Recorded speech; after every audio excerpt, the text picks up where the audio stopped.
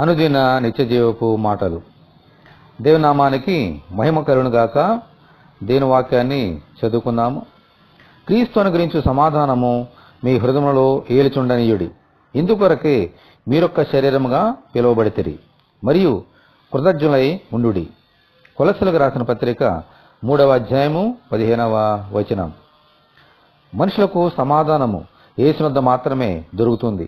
ఎందుకంటే ఆయనే సమాధానమునకు కర్త. మనము ఏమి చేసినా ఎన్ని చేసినా ఈ సమాధానాన్ని మనమంతటా మనమే పొందుకోలేం. ఆ సమాధానము పొందుకోవాలంటే ఏమి చేయాలో 2 కార్యముల గురించి దేవుని పరిశుద్ధ లేఖనము మనకు చెబుతుంది.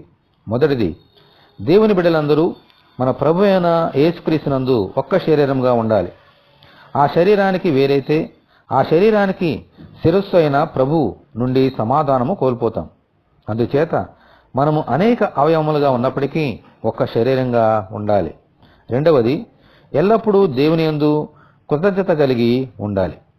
దేవుడు మన పట్ల చూపించిన కృపను బట్టి అది చిన్నది కానీ పెద్దది కానీ ప్రతి విషయంలో ఆయనకు ఎల్లప్పుడూ కృతజ్ఞతా స్తోత్రములు చెల్లించాలి. అప్పుడే ఆయన సమాధానం మన హృదయంలో ఏలుతూ ఉంటుంది. ప్రభువా, అటువంటి సమాధానం మాకు అనుగ్రహించమని మనమందరము ప్రార్థన చేసుకుందాము. ప్రభువా, మీ కొందనాలు. సమాధానమునకు కర్త మీరే ప్రభువా.